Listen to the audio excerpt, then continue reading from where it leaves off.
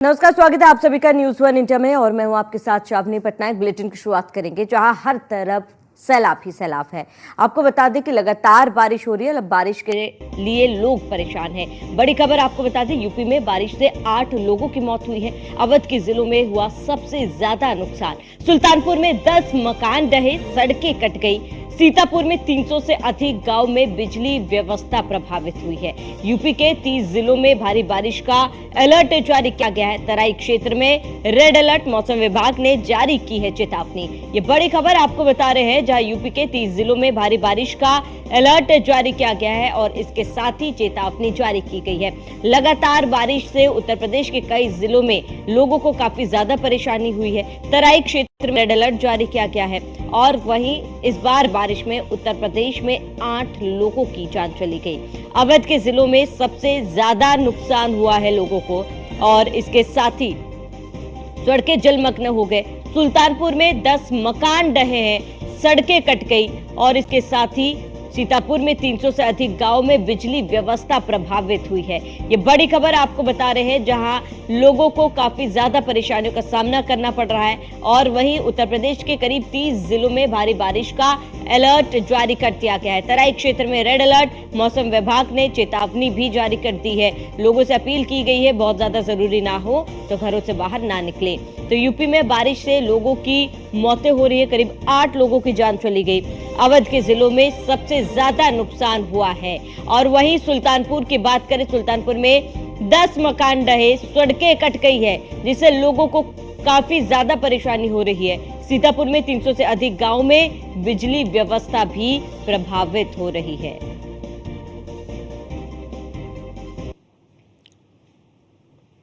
तो ये तस्वीरें हम आपको दिखा रहे हैं, जहां लगातार बारिश हो रही है और बारिश की वजह से उत्तर प्रदेश में काफी ज्यादा नुकसान हुआ है। करीब 8 लोगों की मौत हुई है और हर तरफ बारिश की वजह से अलर्ट भी जारी किया गया है। उत्तर प्रदेश के करीब 30 जिलों में बारिश को लेकर अलर्ट जारी किया गया है और कई जगह पे लोगों को काफी ज्यादा परेशानी हो रही है, क्योंकि जल जमाव के कारण यातायात बाधित हो रही है। लोगों को लंबे जाम का सामना करना पड़ रहा है। कई जगह पर बिजली बाधित हुई है और लोगों को बिना बिजली के रहना पड़ रहा है। यूपी में मानसून लौट रहा है और जमकर बारिश हो सकती है। मौसम विभाग ने 13 जिलों में अभी अलर्ट जारी किया है और 45 जिलों में बिजली गिरने की संभावना जताई है। कुल मिलाकर तमाम जिलों में अलर्ट जारी किया गया। कई जगहों पर बिजली गिरने की संभावना जताई, कई जगह पर भारी बारिश की संभावना जताई गई है। बीते 24 घंटे में 18.2 मिलीमीटर बारिश हुई है और अलग अलग जिलों में बारिश का तांडव देखने को मिल रहा है। 1 जून से अब तक कुल 701.1 मिलीमीटर बरसात हुई है और इस बार बारिश ने जमकर तांडव मचाया है। तो लगातार बारिश से लोग परेशान हैं। जहां शुक्रवार को 58 जिलों में लगातार बारिश से कई जिले ऐसे जिन्हें काफी ज्यादा परेशानियों का सामना करना पड़ा। सुल्तानपुर में कई मकान ढह गए, सड़कें कट गई और अब लोग बिना बिजली के रहने को मजबूर है।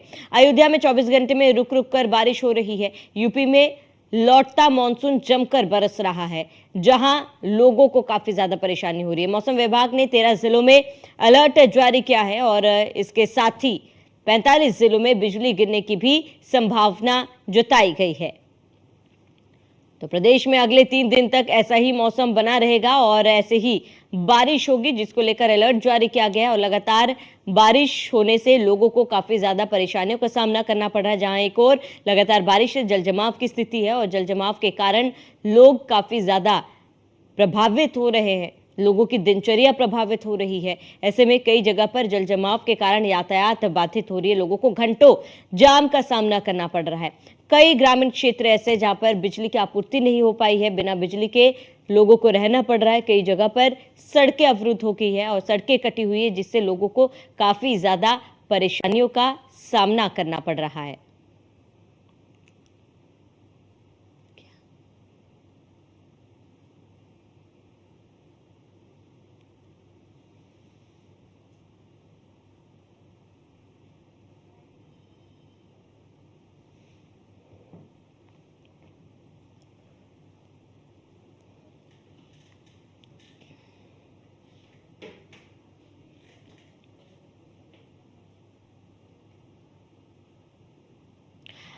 अधिक जानकारी के लिए संवाददाता अश्विनी फिलहाल हमारे साथ जुड़ चुके हैं। अश्विनी, क्योंकि लगातार पूरे उत्तर प्रदेश में बारिश हुई है और इस बार की बारिश ने काफी ज्यादा नुकसान पहुंचाया है। फिलहाल क्योंकि मॉनसून जो है वो लौट रहा है, क्या स्थिति है पूरे उत्तर प्रदेश में अश्विनी?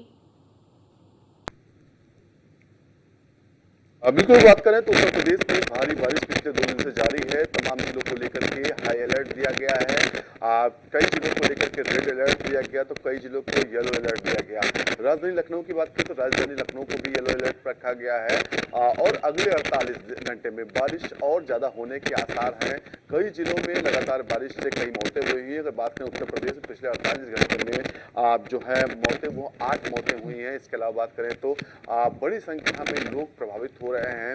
आज जो सटे हुए जिले हैं या फिर बात करें तो जो नेपाल बॉर्डर से सटे हुए जिले हैं उनमें कहीं ना कहीं आज बाढ़ का असर ज्यादा दिखाई दे रहा है। हालांकि गंगा के तराई वाले क्षेत्र भी बाढ़ से पीड़ित दिखाई दे रहे हैं, वहां पर भी बाढ़ की समस्या है। जिससे कहीं ना कहीं वहाँ जो मूलभूत सुविधाएं, बिजली पानी जो सुविधाएं होती हैं उनसे कहीं ना कहीं लोग वंचित हो रही हैं। बात करेंगे तो सीतापुर के 300 से अधिक गांव ऐसे हैं जिस समय वहां पर बिजली की समस्या जो है वो बनी हुई है। इसके अलावा बात करेंगे तो सुल्तानपुर में 10 मकान ढह गए हैं। तो निश्चित तौर पर नहीं कहीं ना कहीं पूरा प्रदेश कहीं ना कहीं हाहाकार मचा हुआ है। अलग अलग जिलों में अलग अलग तरीके से आज लोग अपना खुद की बचाव कर रहे हैं। सरकार प्रशासन में इसको लेकर लगाया गया है कि लोगों को सुरक्षित रखा जाए, लेकिन अगले 48 घंटे कहीं ना कहीं बारिश को लेकर के भारी है। जी बिल्कुल अश्विनी, क्योंकि फिलहाल ये भी कहा जा रहा है कि लगातार अलर्ट जारी किए जा रहे हैं कई जिलों में। खासतौर पर अगर सुल्तानपुर की बात करें, काफी ज्यादा नुकसान हुआ है। अवध क्षेत्र की बात करें, वहां पे भी लगातार बारिश ने काफी ज्यादा नुकसान पहुंचाया हुआ है। फिलहाल अगर अलर्ट जारी किया है अश्विनी, क्या लगता है कि कितने दिनों तक के लिए अलर्ट जारी किया गया है? कब तक फिलहाल उत्तर प्रदेश में बरसात होने की संभावनाएं हैं? 48 घंटे के लिए 30 जिलों को अलर्ट जारी किया है। आज यहाँ पर बारिश भारी बारिश हो सकती है और खासतौर पर ये आज जो है तराई या पूर्वांचल के जिले हैं जिसमें गोरखपुर समेत देवरिया, बस्ती, बहराइच, श्रावस्ती, लखीमपुर, सीतापुर, लखनऊ, बाराबंकी समेत तमाम जिले हैं जिनको लेकर के हाईलाइट जारी किया गया। हाईलाइट में कहा गया है कि लोग सुरक्षित रहें, घरों से कम निकले। साथ ही साथ जो जिलों के जिलाधिकारी उनको भी निर्देश दिया गया है कि आज डेट दिया गया मौसम विभाग के द्वारा कि उनके यहाँ कितनी बारिश होने की संभावना। तो ऐसे में कहीं ना कहीं कई जिलों में आज जो है छुट्टियां भी हो सकती हैं क्योंकि भारी बारिश की आशंका है और 48 घंटे काफी भारी है। जी ठीक है अश्विनी, आप बने रहे हमारे साथ। तमाम जानकारी के लिए लौटेंगे आपके पास। इसी बीच संतोष पांडे सुल्तानपुर से हमारे साथ जुड़ चुके हैं। संतोष, क्योंकि सुल्तानपुर में बारिश का प्रकोप देखने को मिला है, कई मकान ढह गए हैं, कई रास्ते जो है बाधित हुए हैं, क्या कुछ पूरी जानकारी फिलहाल सुल्तानपुर में क्या स्थिति है? जिस तरह से यहाँ पर बारिश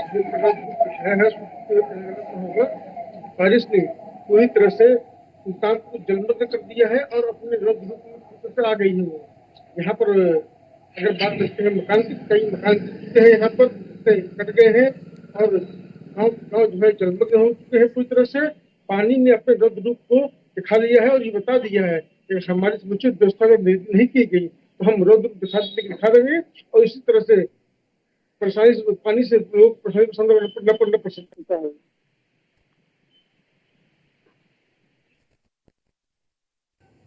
बिल्कुल संतोष, फिलहाल क्योंकि देखिए अलर्ट जारी किया गया है, ऐसे में क्या कुछ अलर्ट को लेकर जानकारी, कितने दिन तक बारिश होने की संभावना है और वहां पर जो नुकसान हुआ है फिलहाल प्रशासन की तरफ से क्या कदम उठाए जा रहे हैं? जो यहाँ पर जारी किया गया है उसको यहाँ पर सुल्तानपुर को येलो जोन में रखा गया है और प्रशासन ने अभी तक कोई पुष्टि नहीं की है कि जितने जान माल नुकसान हुआ है उसको देख करके वो क्या मुआवजा देंगे, क्या करेंगे क्या नहीं करेंगे। लेकिन यहाँ पर लोग अपने भरोसे हैं। अगर उनको यहाँ पर राहत मिलती है ये समझा जाएगा कि वाकई में यहाँ पर सरकार ने कुछ कार्य किया है। लेकिन बताया जा रहा है कि बचाव है जो रोड रूप है संभावना है।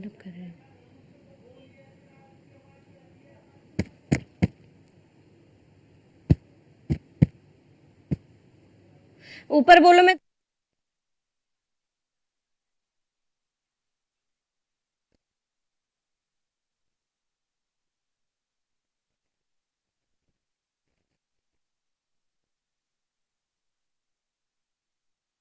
हमारे साथ संतोष, मैं लौटूंगा आपके पास। अश्विनी, क्योंकि जिस तरीके से बारिश हो रही है और ऐसे में प्रशासन, फिलहाल अगर हम लोग लखनऊ की बात करें, प्रशासन कितना अलर्ट है वहां पर और क्या कुछ कदम उठाए जा रहे हैं? लखनऊ की बात करें तो लखनऊ को लेकर के येलो अलर्ट जारी हुआ है। फिलहाल की सामान्य स्थिति है। पिछले अगर 24 घंटे में बात करें तो हल्की फुल्की आज जो बारिश हुई है, लेकिन संभावना है कि आज शाम तक जो है भारी बारिश का सामना लखनऊ को करना पड़ सकता है। लखनऊ के बारे में बताएं तो हाईटेक सिटी है, लखनऊ राजधानी है, तो यहाँ व्यवस्थाएं भी कुछ बाकी जिलों से बेहतर है। यहाँ पर नगर निगम की जिम्मेदारी होती है पानी निकासी लेकर के तमाम व्यवस्थाओं को देखने की, और उसके लिए लमसम 22 अरब रुपए हर साल खर्च किए जाते हैं। तो कहीं ना कहीं उसका अंतर होगा, क्योंकि पैसा तो खर्च हो रहा है लेकिन जमीन पर उसका असर नहीं दिख रहा है। जमीन पर आज जो अधिकारी हैं कहीं ना कहीं वो सिर्फ कागजों पर अपने जो घोड़े वो दौड़ाते हैं, और कहीं ना कहीं जनता उससे त्रस्त रहती है। लखनऊ के अगर वीवीआईपी इलाका हजरतगंज को छोड़ दें, इसके अलावा आप कहीं पर भी जाइए, व्यवस्थाएं कैसी, जिला प्रशासन की इससे ज्यादा हस्तक्षेप नहीं होता है। लखनऊ में नगर निगम इन चीजों को देखता है, तो ऐसे पे कहीं ना कहीं नगर निगम में अधिकारी जो है वो कहीं ना कहीं मनमानी करते हैं, और उसका नतीजा ये होता है कि तमाम जो लोकल लोग हैं यहाँ के, उनको परेशानी का सामना करना पड़ता है। तो ऐसे में कहीं ना कहीं सवाल भी खड़े होते हैं, लेकिन सवालों का जवाब किसी भी अधिकारी के पास नहीं होता है। सिर्फ और सिर्फ लीपापोती जो है अधिकारी करते हैं, और एक बड़ा भ्रष्टाचार का अड्डा नगर निगम बनाने की कोशिश लगातार की जाती है। हालांकि कुछ अधिकारी ऐसे भी हैं जो ईमानदारी से काम कर रहे हैं और कहीं ना कहीं उन चीजों को रोकने की कोशिश करते हैं, लेकिन सबके बावजूद भी कहीं ना कहीं एक सिंडिकेट तरीके से चलता है, और सिंडिकेट जो कागजों पर कहीं ना कहीं काम करता है, जमीन पर उसका असर नहीं दिखता है। बरसात जब होती है तो उसके बाद तमाम अवस्थाओं का रोना रोना शुरू करता है नगर निगम, लेकिन उससे पहले उसकी तैयारी नहीं करता है। चाहे नालों की सफाई हो, कागजों पर बेहतर सब चीजें होती हैं, लेकिन जमीन पर आप जाकर हकीकत देखें तो निश्चित तौर पर तमाम समस्याएं जो है वो सामने आती हैं। जी ठीक है अश्विनी, आप बने रहे, हमारे साथ तमाम जानकारी के लिए लौटेंगे आपके पास। वहीं जितेंद्र हमारे साथ फतेहपुर से जुड़ चुके हैं। जितेंद्र, फतेहपुर में क्या कुछ स्थिति बनी हुई है फिलहाल बारिश को लेकर? ये देखिए, बता दें कि जिस तरीके से लगातार 3 दिन से बारिश हो रही है, रुक रुक कर भी बारिश होती है, और काफी अच्छी बारिश बताई जा रही है, लेकिन इस बारिश में कई लोगों का नुकसान हुआ है आकाशीय बिजली की चपेट में आने से, जहां कल 2 लोगों की मौत हो गई है और 4 लोग गंभीर हालत में झुलसे हुए थे, जिनको जिला अस्पताल में भर्ती कराया गया। बता दें कि एक बच्ची है 11 साल की, जो आकाशीय बिजली से चपेट में आने से उसकी मौके पर ही मौत हो गई थी। दूसरा एक 19 साल का एक बच्चा है, जिसको चपेट में आने से मौत हो गई। दोनों घटनाएं जानवरों के लिए चारा ले जाकर के गांव से, खेत से अपने घर ले जा रहे थे। उसी समय 4 बजे की लमसम घटना है जब बिजली गिरती है और चपेट में आ जाती है। फिलहाल चारों की हालत सीरियस से हट गई है, लेकिन अभी वो उनका इलाज जारी है, और मौसम का फिलहाल हाल ठीक है। जी बिल्कुल, क्योंकि देखिए लगातार बारिश हो रही है जितेंद्र, और जैसे कि आपने बताया कि आकाशीय बिजली के कारण 2 लोगों की जान चली गई है। आगे भी अलर्ट जारी किया गया है जितेंद्र, इस अलर्ट को लेकर क्या कुछ जानकारी, क्या प्रशासन की तरफ से, नगर निगम की तरफ से कोई कदम उठाए जा रहे हैं वहां पर?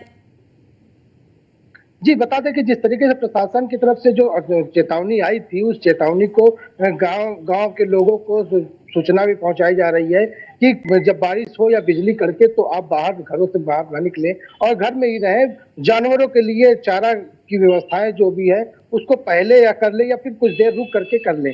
तो जाहिर सी बात है कि प्रशासन की तरफ से पूरे तरीके से लोगों को सूचनाएं दी जा रही है, लेकिन जब घर की जरूरतों के लिए जब किसी को निकलना पड़ता है तो वो मौके पर उस समय जब बिजली गिरती है तो वो उस वक्त का जो समय होता है, वो समय के लिए कहीं छुपाने के लिए सर की जगह नहीं मिलती और बच्चों की चपेट में आ जाते हैं, जिससे उनकी मौत हो जाती है। फिलहाल प्रशासन की तरफ से क्षेत्र में जा करके जिनकी मौत हुई है और जो घायल गंभीर हुए हैं, उनके बारे में डिटेल इकट्ठा करके उनके मुआवजे की बात की जा रही है। जी ठीक है जितेंद्र, बने रहे हमारे साथ, जानकारी के लिए लौटूंगा आपके पास। संतोष, आपका रुख करूंगी। संतोष, क्योंकि कई सड़कें ऐसी है जो कट गई हैं, फिलहाल उन सड़कों को ठीक किया जा रहा है क्या, और इसके साथ ही जो स्थिति फिलहाल है वहां पर आप क्या जल जमाव की स्थिति देखी जा रही है, लोगों को कितनी ज्यादा परेशानी हो रही है?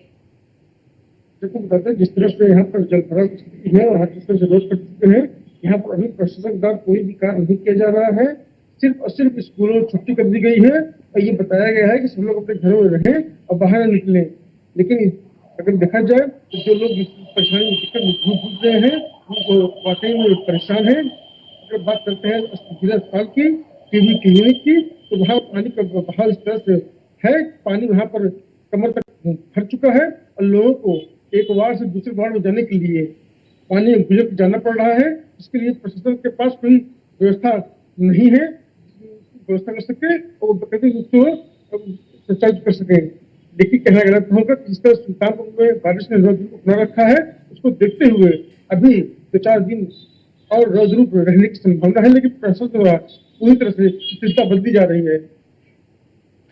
ठीक है संतोष, आप बने रहे हमारे साथ, जानकारी के लिए लौटूंगा आपके पास। अश्विनी, आपका रुख करूंगी। अश्विनी, हर साल हम देखते हैं इस तरीके की लगातार बारिश की वजह से आप कई जिलों में बाढ़ जैसी स्थिति उत्पन्न होती है।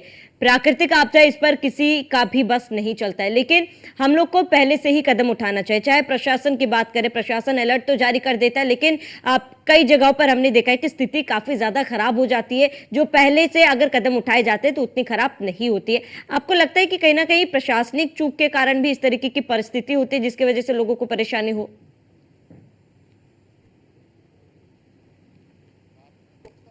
कि प्रशासनिक चूक कहाँ पर होती है, क्योंकि जब आपदा कोई आती है तो कहीं ना कहीं उसको रोकना मुश्किल होता है, लेकिन उसको कहीं ना कहीं कम किया जा सकता है। आपदा जब हल्की पड़ती है तो उसके बाद उसमें व्यवस्थाएं जो बेहतर की जा सकती हैं। अगर मान लीजिए लखनऊ राजधानी है, यहाँ पर बारिश हो रही, भारी बारिश हो रही, तो तत्काल प्रभाव से पानी निकालना किसी के लिए भी संभव नहीं है। एक रास्ता होता है सुनिश्चित, उसी रास्ते से पानी निकलता है प्रक्रिया के तहत। लेकिन जहां पर जलभराव रहता है, महीनों महीनों जलभराव रहता है, वो क्यों रहता है, ये समस्या यहाँ पर होती है। नालों की सफाई जो होना होता है, वो नालों की सफाई समय से क्यों नहीं होती, ये समस्या होती है। कागजों पर तो करोड़ों रुपए खर्च करके नालों की सफाई कराई जाती है हर साल, लेकिन जमीन पर जाकर देखिए आप, कूड़ा करकट वैसे ही भरा मिलेगा। जहां पर अधिकारियों को लगता है कि यहाँ पर कोई बड़ा अधिकारी आकर के चेक कर सकता है, सिर्फ और सिर्फ वहीं उन्हीं जगहों पर काम कराया जाता है। जिलों की स्थिति तो इससे भी बदतर है। जिलों में लोग परेशान रहते हैं, नगर पालिकाएं हैं, नगर पंचायतें हैं, कहीं ना कहीं वहां पर जिस तरीके से गठजोड़ होता है, जो स्थानीय जो चेयरमैन होता है, स्थानीय नगर पालिका अध्यक्ष होता है और उसके तमाम जो अधिकारी होते हैं, उनके बीच जिस तरह का गठजोड़ चलता है, उसका कहीं ना कहीं खामियाजा आम जनता भुगतती है।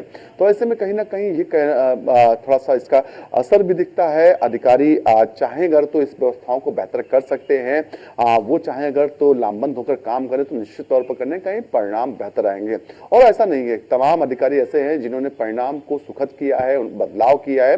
स्थितियां विपरीत होती हैं, लेकिन उन सबके बावजूद भी कहीं ना कहीं स्थितियों को वो अनुकूल बनाते हैं। जब बाढ़ आती है, उससे कई महीने पहले उसकी तैयारी करने के लिए कहा जाता है, तटबंध बनाने के लिए कहा जाता है, लेकिन अधिकारी कागजों पर तटबंध बनाते हैं, क्योंकि उनको पता है कि चाहे अधिकारी हो ऊपर से नीचे तक तमाम लोग उससे मिले होते हैं, जांचें सिर्फ कागजों पर होंगी, उनको बखूबी पता है।